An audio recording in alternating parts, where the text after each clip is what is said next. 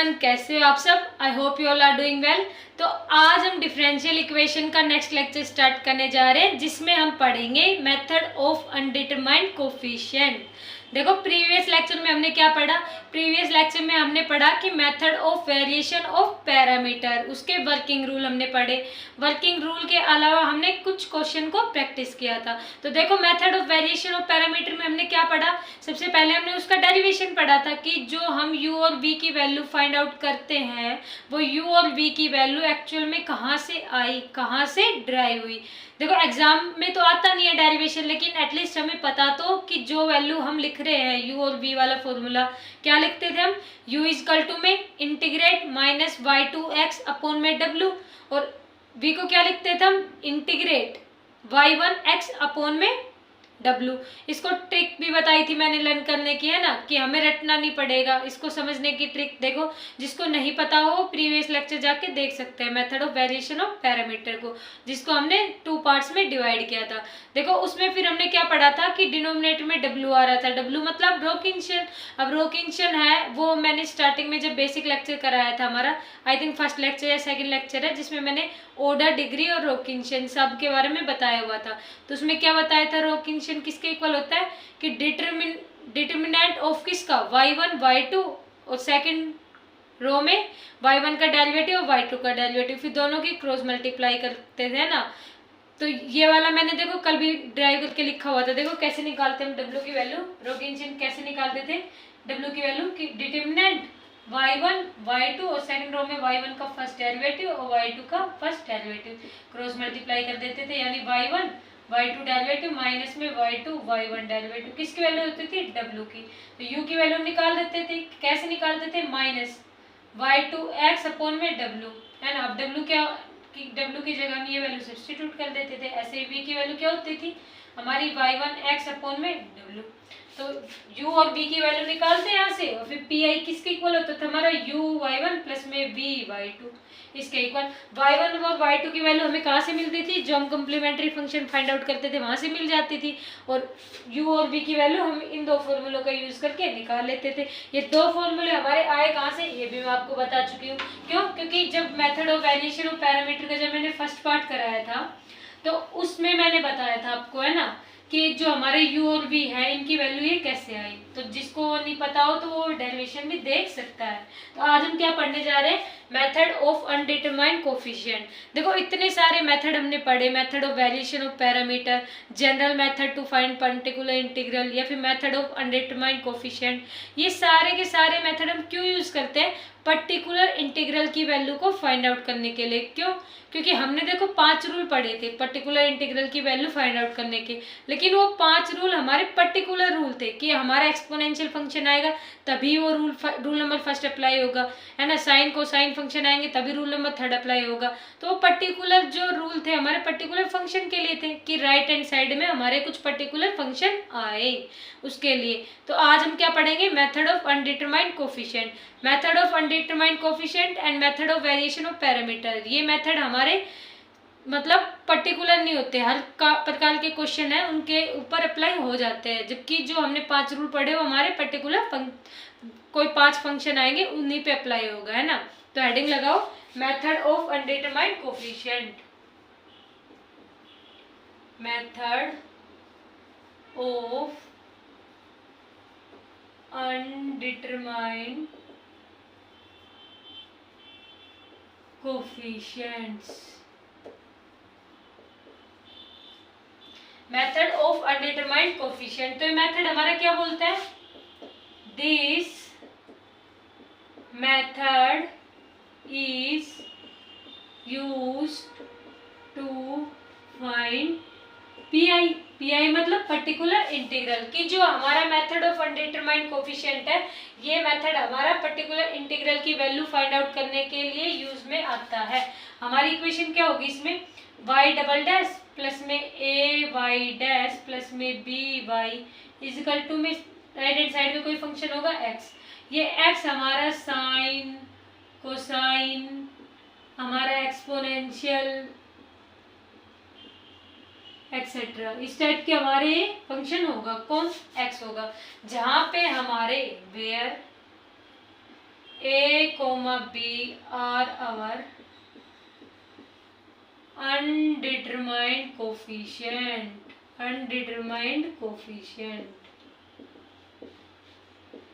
देखो ये हमारी कैसी इक्वेशन है, देखो देखते ही समझ गए होगे, ये हमारी नॉन होमोजीनियस इक्वेशन है। क्यों, कैसे पता चला कि हमारी ये इक्वेशन नॉन होमोजीनियस इक्वेशन है?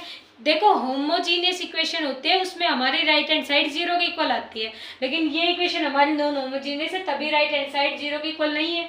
तो ये इक्वेशन हमारी second order non homogeneous differential equation, इसमें ए और बी, ये हमारे क्या है, अनडिटरमाइंड कोफिशिएंट, जिनकी वैल्यू को हमें डिटरमाइन करना है, जिनकी वैल्यू को हमें फाइंड आउट करना है। तो वो कौन कौन है, ए और बी, ये दो वैल्यू है हमारी, है ना। अब मैं आपको बता दूं इसके अंदर हम क्या करते हैं, एज्यूम करते हैं, एजम्पशन या फिर एज्यूम लिख लो।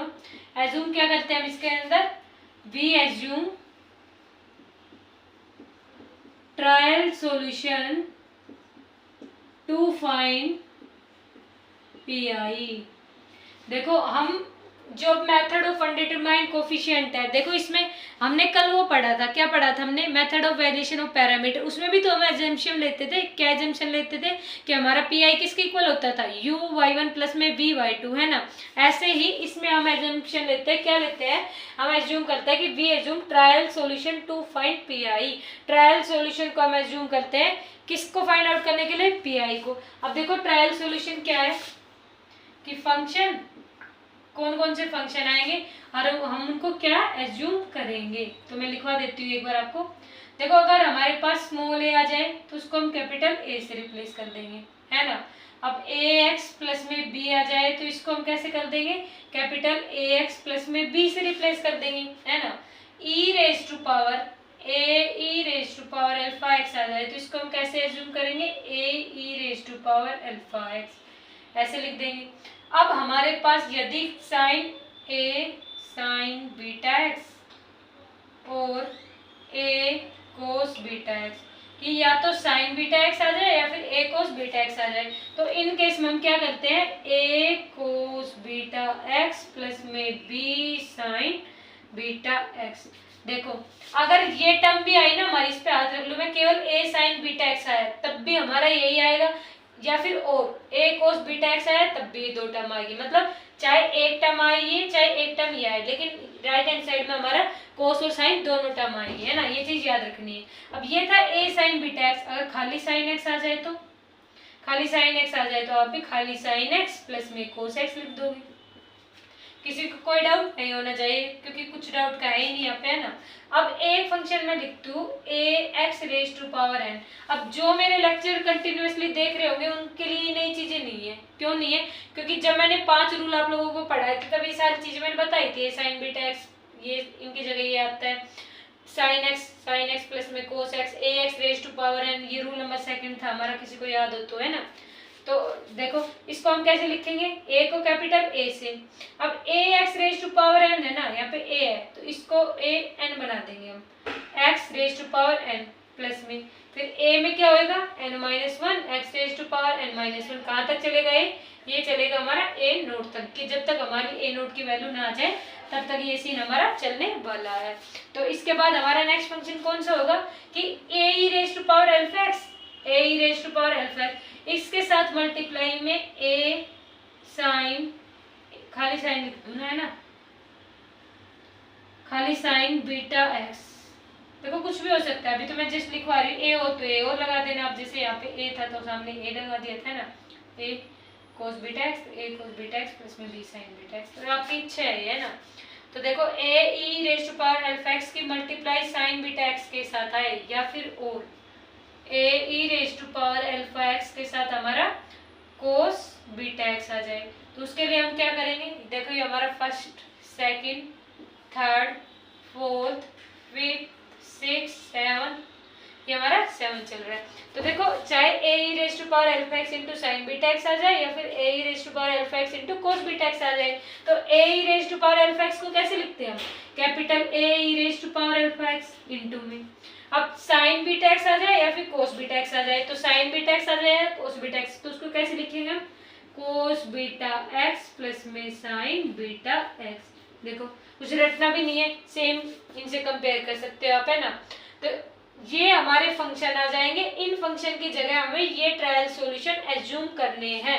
इन फंक्शन की जगह हम उन ट्रायल सॉल्यूशन का एज्यूम करेंगे, तब हमारा क्वेश्चन इजीली सोल्व हो जाएगा। और देखो इसमें वर्किंग रूल क्या है, यहीं पे लिखवा दूं मैं वर्किंग रूल। 2 स्टेप है, कुछ नहीं करना है ना। वर्किंग रूल बस देखो, वर्किंग रूल में आप समझ ही गए होंगे। सबसे पहले में क्या करना है कि हमें एज्यूम करना है क्या, trial solution. Assume trial solution according to किसके अकॉर्डिंग करोगे, अकॉर्डिंग टू एक्स या फिर राइट हैंड साइड। ये हमारी जो राइट हैंड साइड है ये एक्स या फिर RHS लिख दिया मैंने। तो सबसे पहले हमें क्या करना है, एज्यूम करना है ट्रायल सॉल्यूशन को। उसके बाद हम क्या करेंगे, उसके बाद we find derivative of trial solution according to given equation.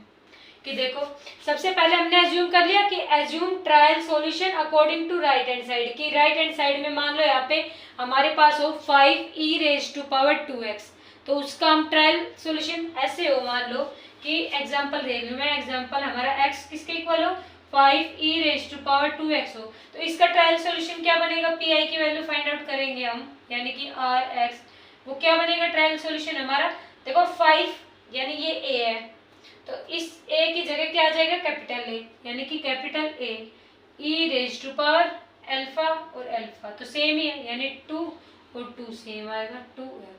तो इसका ट्रायल सॉल्यूशन क्या है, a e⁻²x। आप लोग बोलोगे ये 5 की जगह तो a कर दिया, 2 की जगह 2 ही रहने दिया, 2 की जगह अल्फा क्यों नहीं किया, है ना। काफी लोग इस मन में सवाल आएगा क्यों नहीं किया, क्योंकि देखो फर्क है ना, ये तो स्मॉल a है और ये क्या है, कैपिटल A है।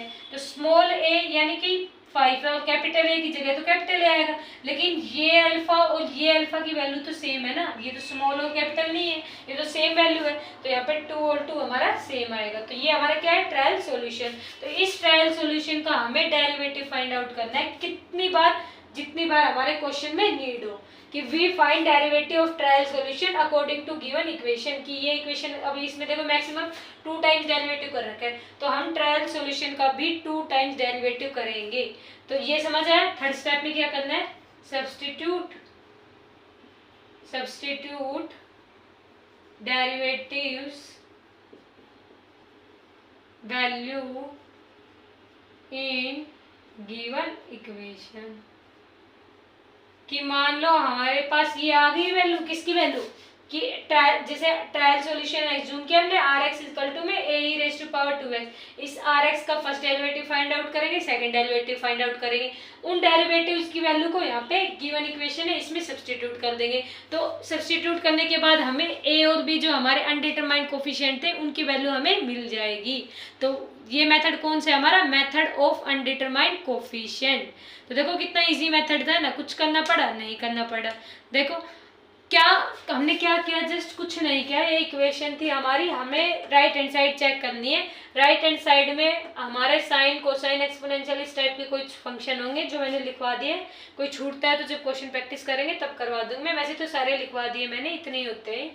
तो a की जगह capital A, ax plus b की जगह a capital Ax plus b, सारे फंक्शन आपको एक बार याद कर ले हैं। जिन्होंने कंटिन्यूटी से मेरे लेक्चर देखे होंगे उनको तो एक समझने में दिक्कत नहीं होगी, क्योंकि कर चुके हैं ना। जब मैंने पांचों रूल कराए थे उनमें मतलब कहीं ना कहीं ये सारी चीज़ें आप लोग पढ़ चुके हो ऑलरेडी, है ना, तो आपको प्रैक्टिस होगी। ये वर्किंग रूल था, जस्ट कुछ नहीं करना, हमें एज्यूम करना है ट्रायल सॉल्यूशन को according to right hand side. Right hand side में जो फंक्शन हो उसके अकॉर्डिंग ट्रायल सॉल्यूशन को एज्यूम कर लो। सेकंड स्टेप में है कि we find derivative of trial solution according to given equation. अब जो हमें गिवन इक्वेशन दी होगी उसके अकॉर्डिंग हमें ट्रायल सॉल्यूशन के डेरिवेटिव को फाइंड आउट करना है। यहाँ पे देखो मैक्सिमम 2 टाइम डेरिवेटिव था, तो ट्रायल सॉल्यूशन के भी हम मैक्सिमम 2 टाइम डेरिवेटिव करेंगे। थर्ड स्टेप में क्या करेंगे, जितने हमने ट्रायल सॉल्यूशन के डेरिवेटिव निकाले अकॉर्डिंग टू आवर नीड क्यों? क्योंकि गिवन इक्वेशन में हमें गिवन होगा कि हमें मैक्सिमम कितनी बार डेरिवेटिव फाइंड आउट करने हैं, तो उन सारी वैल्यूज को क्या करना है, सब्स्टिट्यूट, यानी substitute derivative value in given equation, इस इक्वेशन में सब्स्टिट्यूट कर देना है। अब हम करेंगे क्वेश्चन को प्रैक्टिस। आप लोग स्क्रीनशॉट ले लीजिए, फिर क्वेश्चन प्रैक्टिस करते हैं। तो देखो स्क्रीनशॉट ले लिया होगा आपने, है ना। क्वेश्चन प्रैक्टिस करते हैं हम।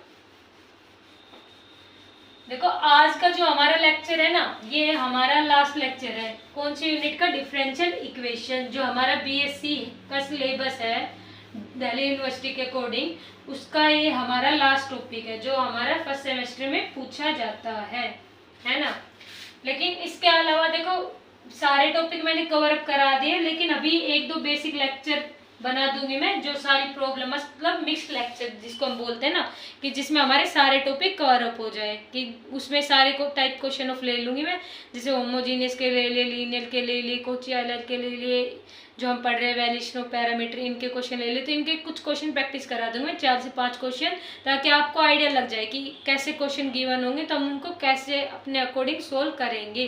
कि गिवन इक्वेशन हम देखेंगे, फिर गिवन इक्वेशन को हम आइडेंटिफाई करेंगे, फिर हम उसका वर्किंग रूल अप्लाई करेंगे। तो वो लेक्चर बना दूंगी मैं, 1 से 2 लेक्चर बना। हमारा ये लास्ट लेक्चर है जो हम पढ़ रहे हैं, मेथड ऑफ अनडिटरमाइंड कोफिशिएंट, क्योंकि हमने सारे टॉपिक को कवर अप कर लिया है अब तक, है ना। इसके बाद हम क्या करेंगे, इसके बाद हम एप्लीकेशन पढ़ेंगे। किसकी?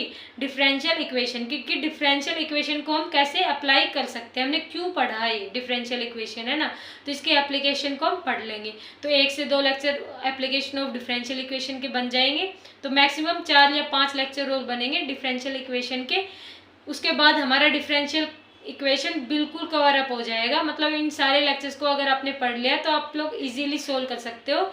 जो हमारे सेमेस्टर के एग्जाम होते हैं उनमें अच्छा स्कोर कर लोगे आप लोग, है ना। और खुद से भी प्रैक्टिस करना है, ये नहीं कि जो कराया है वही करना है। प्रीवियस ईयर के जो क्वेश्चन आते हैं उनको मैक्सिमम क्वेश्चन जितना हो सके ट्राई करो सोल्व करने के, है ना। वर्किंग रूल तो मैंने यहाँ पे बता दिए, आपको आइडिया लग गया है, क्वेश्चन भी प्रैक्टिस आउट करा दिए। तो उनको ध्यान से एक बार समझ के प्रैक्टिस करके, खुद प्रैक्टिस करके और क्वेश्चन को प्रैक्टिस करोगे तो आपको कॉन्फिडेंस आ जाएगा, आप कोई भी क्वेश्चन को इजीली सोल्व कर दोगे। तो देखो क्वेश्चन लिखती हूँ मैं।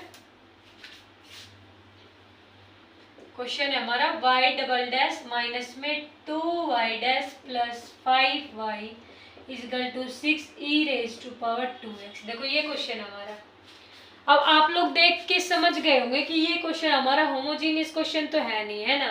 क्यों? क्योंकि होमोजीनियस में तो RHS किसके इक्वल होता है? 0 के, लेकिन यहाँ पे RHS नॉट इक्वल टू 0 है, यानी कि हमारा क्वेश्चन कैसा है? नॉन होमोजीनियस टाइप क्वेश्चन है हमारा। अब देखो इस गिवन क्वेश्चन को देख के आप एक चीज और समझ गए होंगे, है ना, कि इस गिवन क्वेश्चन को हम method of valuation of parameter से भी सोल्व कर सकते हैं, या फिर इसी क्वेश्चन को जो मैंने आपको 5 रूल बताए थे उनमें फर्स्ट रूल बताया था कि जब हमारा RHS एक्सपोनेंशियल फंक्शन हो तब उसमें हम क्या करते हैं, 1 अपॉन में f of d e raise to power ax को हम क्या लिखते हैं, 1 अपॉन में f of a e raise to power ax, मतलब d को हम a से रिप्लेस कर देते हैं। तो इसको आज हम दोनों तरीके से पढ़ेंगे। देखो वैल्यूएशन ऑफ पैरामीटर तो मैंने कल ही पढ़ाया था आपको, तो उसकी प्रैक्टिस आप लोग इस क्वेश्चन पे कर सकते हो, है ना। कोई से भी मेथड से सोल्व करोगे सबका आंसर सेम ही आएगा। तो अगर आपका सेम आ रहा है आप लोग वैल्यूएशन ऑफ पैरामीटर से सोल्व करके देख लो इसको, आपकी प्रैक्टिस भी हो जाएगी। मैं आपको रूल नंबर फर्स्ट जो हमारा होता है उसके अकॉर्डिंग बता दूंगी, और जो आज हम पढ़ रहे हैं मेथड ऑफ अनडिटरमाइंड कोफिशिएंट उसके अकॉर्डिंग बता दूंगी, है ना। अब मैं रूल नंबर फर्स्ट अप्लाई करके क्यों बता रही हूँ मैं आपको। अब देखो आज हम पढ़ेंगे रूल, क्या पढ़ रहे हैं आज हम, अनडिटरमाइंड कोफिशिएंट। तो जो हम अनडिटरमाइंड कोफिशिएंट से वैल्यू निकालेंगे वही वैल्यू किसके अकॉर्डिंग आनी चाहिए, जो हम रूल नंबर 1 अप्लाई करेंगे। तो इससे हमारा क्रॉस चेक भी हो जाएगा क्वेश्चन, है ना, कि हमारा क्वेश्चन ठीक है नहीं है। आप लोग method of valuation of parameter से करोगे तो आप लोगों की प्रैक्टिस हो जाएगी। क्वेश्चन का आंसर मैं भी लिखवा दूंगी, आप लोग मैच कर लीजिएगा आपको सही आया है नहीं आया, है ना। तो देखो स्टार्ट करते हैं क्वेश्चन को। तो सॉल्यूशन फाइंड आउट करेंगे ना। तो क्या मैं इस इक्वेशन को डी स्क्वायर वाई माइनस में 2dy plus 5y equal to 6e raise to power 2x नहीं लिख सकती? बिल्कुल लिख सकती। क्यों लिख सकती हूँ? क्योंकि इस सिंबल का मतलब डी बाई डी एक्स और ये कैपिटल डी यानी डिफरेंशियल ऑपरेटर, तीनों चीजें सेम होती है। कितनी बार बताया हुआ है मैंने ये चीजें कि ये notation D by D x और डिफरेंशियल ऑपरेटर कैपिटल डी, तीनों की वैल्यू सेम होती है। तो इस डबल डैश की जगह मैंने d square y minus 2dy plus 5y equal to 6 e raise to power 2x लिख दिया। किसी को कोई प्रॉब्लम नहीं होनी चाहिए, है ना। अब यहाँ से देखो वाई वाई वाई तो कॉमन ले लूंगी मैं, यानी 2d स्क्वायर माइनस में 2d प्लस में 5, बाहर आ गया हमारा y equal to 6 e raise to power 2x। अब जब कॉम्प्लीमेंट्री फंक्शन की वैल्यू फाइंड आउट करते हैं, हम क्यों करते हैं? क्योंकि हमें टोटल सॉल्यूशन चाहिए होता है, और टोटल सॉल्यूशन किसके इक्वल होता है हमारा? पी प्लस में सी एफ यानी कॉम्प्लीमेंट्री फंक्शन। अब इस कॉम्प्लीमेंट्री फंक्शन को फाइंड आउट करने के लिए हमें ऑक्सिलरी इक्वेशन की जरूरत पड़ती है। ऑक्सिलरी इक्वेशन, देखो ये सारी चीजें ना, complementary function, auxiliary equation, P की वैल्यू कैसे फाइंड आउट करते हैं, अलग अलग रूट्स के लिए क्या क्या वैल्यू आती है सी एफ की, सारा सब कुछ मैं बता चुकी हूँ। मैं आज फिर से रिपीट नहीं कर रही हूँ, है ना, क्योंकि बिना मतलब का टाइम वेस्ट करने वाली बात है। क्योंकि जो चीज़ें मैं बता चुकी हूँ आपको प्रीवियस लेक्चर में, स्टार्टिंग के जब मैंने लेक्चर बताए थे जिसमें मैंने बताया था कि सी एफ की वैल्यू अलग अलग रूट्स के लिए क्या होगी, तो उस लेक्चर में जाके आप लोग देख सकते हो कि सी एफ की वैल्यू के लिए हम ऑक्सिलरी इक्वेशन को क्यों निकालते हैं। ऑक्सिलरी इक्वेशन से हमें पता चलता है रूट्स से हमें अलग अलग, अगर हमारे रूट्स रियल एंड डिस्टिंक्ट है, रियल और इक्वल है, या फिर कॉम्प्लेक्स रूट है, तो हमारे सी एफ की वैल्यू क्या होगी। ऐसे ही पी की वैल्यू तो मैं आज नहीं बताने वाली हूँ, है ना। आज हमारा मेन टॉपिक है कि अनडिटरमाइंड कोफिशिएंट, तो मैं सिर्फ वही सोल्व करवाऊंगी। ये सारी चीजें मैं बता चुकी हूँ, तो आप लोग को पढ़ना है तो प्रीवियस लेक्चर देख लो, है ना। तो ऑक्सिलरी इक्वेशन के लिए हम डी को एम से रिप्लेस करते हैं, यानी कि एम स्क्वायर माइनस में 2m प्लस में 5, राइट हैंड साइड को 0 के इक्वल, और ये y उधर जाएगा तो 0 बन जाएगा। अब इसके देखो रूट्स फाइंड आउट करोगे तो रूट्स तो बन नहीं रहे ऐसे, देखो बना के देख लो, नहीं बनेंगे, है ना। रूट्स तो आई थिंक रूट्स तो सबको फाइंड आउट करने आते होंगे ना, या वो भी बताने की जरूरत है। देखो ऐसे तो सोल्व नहीं हो रहे, बता देती हूँ मैं। Minus b plus minus under root b square minus 4ac upon में 2a, क्वाड्रेटिक फॉर्मूला होता है रूट्स फाइंड आउट करने का, है ना, कि minus b plus minus under root b square minus 4ac upon में 2a। पता कैसे चलेगा बी ए सी की वैल्यू क्या है ना, बाद को तो ये भी समझ नहीं आ रहा होगा। तो देखो कैसे फाइंड आउट करते हैं कि ए एक्स स्क्वायर प्लस में बी एक्स प्लस में सी, हमारी ये इक्वेशन होती है।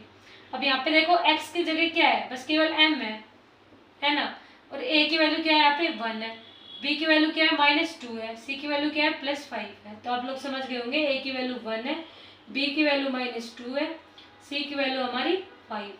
कंपेयर कर लो दोनों इक्वेशन को, समझ गए होंगे ये वैल्यू आई है।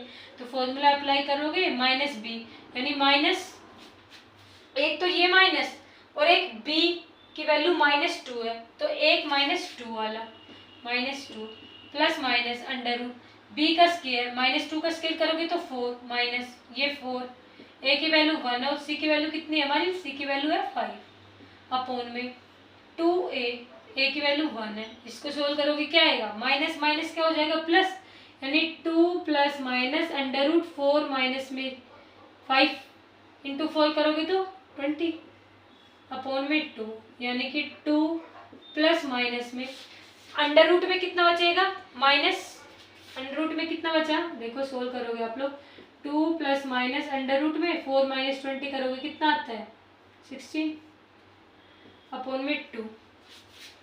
भाई यही तो है ना कि -4ac, ए की वैल्यू 1 सब्स्टिट्यूट की, सी की वैल्यू 5 की, तो 5 फोर जो कितना है 20, 4 माइनस 20 मतलब रूट -16, रूट -16 को हम कैसे लिख सकते हैं, -4 का स्क्वायर, तो ब्रैकेट के बाद क्या आएगा 4 अपॉन में 2, इसको कैंसिल आउट, 2 कॉमन ले लो पहले न्यूमरेटर से, 2 कॉमन लिया तो 1 प्लस माइनस में 2 आयोटा अपॉन में 2, इससे कैंसिल हो जाएगा।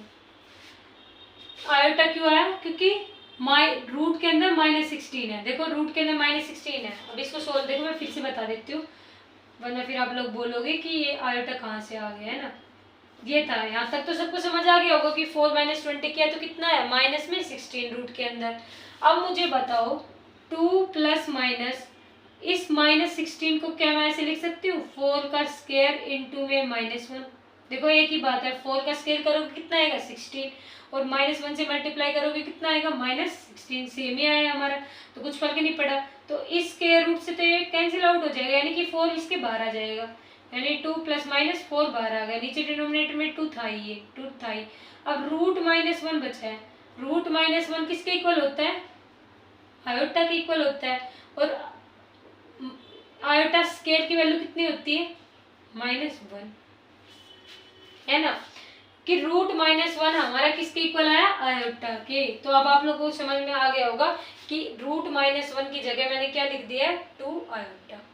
यहाँ से 2 कॉमन लेंगे तो 1 प्लस माइनस 2 आयोटा बाई 2, और ये 2 कैंसिल आउट हो गया। अब समझ में आ गया होगा आपको, है ना। तो इसके रूट्स क्या है, 1 प्लस माइनस 2 आयोटा। सबको इरेज कर दूं मैं, क्या है इसके रूट्स, 1 प्लस माइनस 2 आयोटा। कैसे रूट्स हमारे, कॉम्प्लेक्स रूट है। ये कौन सा पार्ट है हमारा, रियल पार्ट है। ये कौन सा पार्ट है हमारा, इमेजिनरी पार्ट है। कैसे पता चला, क्यों, क्योंकि कॉम्प्लेक्स की फॉर्म क्या होती है, a plus minus iota b, जिसमें a हमारा रियल पार्ट होता है, b हमारा इमेजिनरी पार्ट होता है। कैसे पता चला, इस आयोटा की वजह से। क्यों, क्योंकि आयोटा हमारी नोटेशन शो करता है कि हमारा जो गिवन रूट है वो रियल है या फिर इमेजिनरी है। अब b के सामने आयोटा है, मतलब b हमारा इमेजिनरी पार्ट है, a हमारा रियल पार्ट है, यानी 1 हमारा रियल पार्ट है और प्लस माइनस 2 आयोटा हमारा इमेजिनरी पार्ट है। तो इस टाइप के रूट्स के लिए CF की वैल्यू क्या होगी, देखो रियल पार्ट के लिए तो हमारी e raise to power alpha x यानी 1x ये होगी, है ना। और कॉम्प्लेक्स पार्ट होता है, कॉम्प्लेक्स पार्ट के लिए हमारे रूट्स कैसे बनते हैं, a cos बीटा x। अब बीटा की वैल्यू क्या है हमारी, 2 है, तो 2x प्लस में b साइन 2x। अब ये मैं नहीं बताने वाली हूँ कैसे आई ये चीजें, इसका मैं ऑलरेडी प्रूव करा चुकी हूँ कि इस फॉर्म को भी हम ऐसे क्यों लिखते हैं। मैंने बताया था ना, ये जो CF की वैल्यू फाइंड आउट करते हैं अलग अलग रूट्स के लिए, तो उसमें मैंने बताया हुआ था ये सारी चीजें कि a cos 2x प्लस में b sin 2x हमारा कैसे आता है ना, उसको प्रूफ भी लिखवाया था मैंने कि ये सिंपलर फॉर्म हमारी आई कैसे। तो आप लोग प्रीवियस लेक्चर में जाके देख सकते हो जिसको ये चीजें समझ में ना आई हो। अब बात करते हैं मेन पर्टिकुलर इंटीग्रल की। पर्टिकुलर इंटीग्रल की देखो, सबसे पहले हम बात करते हैं रूल अप्लाई करके। रूल नंबर 1 अप्लाई करके, रूल नंबर 1 हमारा क्या बोलता था कि 1 अपॉन में f of d e raise to power ax आ जाए तो हम 1 अपॉन में f of a e raise to power ax करते हैं, यानी कि d को हम a से सब्सटीट्यूट करते हैं जब हमारा f of a not equal to 0 आए। ये रूल अब मैं फिर नहीं बताऊंगी क्योंकि इस पे ऑलरेडी मैं एक पूरा लेक्चर बना चुकी हूँ, तो सारी चीजें आप लोग देख लेना वहां से। अगर कंटिन्यूटी से पढ़ रहे होंगे तो आपको कोई प्रॉब्लम नहीं आएगी कि d की जगह हमने a को रिप्लेस किया है। तो देखो यहाँ पे अप्लाई करो। पर्टिकुलर इंटीग्रल के लिए हम क्या करते हैं, y को एक तरफ लिख लेते हैं, इस y को एक तरफ, बाकी सारे टर्म को एक तरफ भेज देते हैं, यानी 1 अपॉन में d स्क्वायर माइनस में 2d प्लस में 5, और यहाँ पे क्या आएगा 6 e raise to power 2x। अब d को किससे रिप्लेस करना है, a से। a की वैल्यू क्या है, यहाँ पे 2 है, और d को रिप्लेस करेंगे a से यानी कि 2 से। तो करो रिप्लेस। तो f ऑफ a, ये कंडीशन कब अप्लाई होगी, जब हमारा f of a not equal to 0 आए, कि डिनोमिनेटर में हम d की जगह a सब्सटीट्यूट कर दें, यानी कि 2 सब्सटीट्यूट कर दें यहाँ पे d की जगह, और ये टर्म हमारी 0 ना बने, तभी हम इस रूल को अप्लाई कर सकते हैं। अगर f of a equal to 0 आ जाए उस केस में हम क्या करते हैं, x से मल्टीप्लाई कर देते हैं और डिनोमिनेटर में फर्स्ट डेरिवेटिव लिख दे, e raise to power x same आता है हमारा, है ना। वो सारे केस में करवा चुकी हूँ ऑलरेडी, अगर पढ़ना हो तो प्रीवियस लेक्चर देख लेना आप लोग, है ना। अभी इस पे फोकस करते हैं हम। 1 अपॉन में d की जगह हम 2 पुट करेंगे, यानी कि d का स्क्वायर यानी 4, माइनस में 2 ये और 2 ये यानी 4, प्लस में ये 5, numerator 6 e raise to power 2x। 4 से 4 कैंसिल आउट हो गया, y की वैल्यू क्या आई 6 e raise to power 2x upon में 5। मतलब हमें पता चल गया कि हमारे पर्टिकुलर इंटीग्रल y, यहाँ पे लिख दूं मैं कि पर्टिकुलर इंटीग्रल y की वैल्यू क्या आएगी 6 e raise to power 2x upon में 5। अब इस क्वेश्चन को, ये तो मैंने रूल नंबर 1 अप्लाई किया है, अगर इस क्वेश्चन को अब मैं अनडिटरमाइंड कोफिशिएंट से सोल्व करूं या फिर वेरिएशन ऑफ पैरामीटर से सोल्व करूं तो पर्टिकुलर इंटीग्रल की वैल्यू भी क्या आनी चाहिए 6 e raise to power 2x upon में 5, यही वैल्यू आनी चाहिए, है ना। तो देखो भी चेक करते हैं। तो इस रूल नंबर 1 को मैं इरेज कर दूं, आप लोग लिख लीजिए एक बार, स्क्रीनशॉट ले लो। तो मैं इसको इरेज कर रही हूँ, है ना, यहाँ से।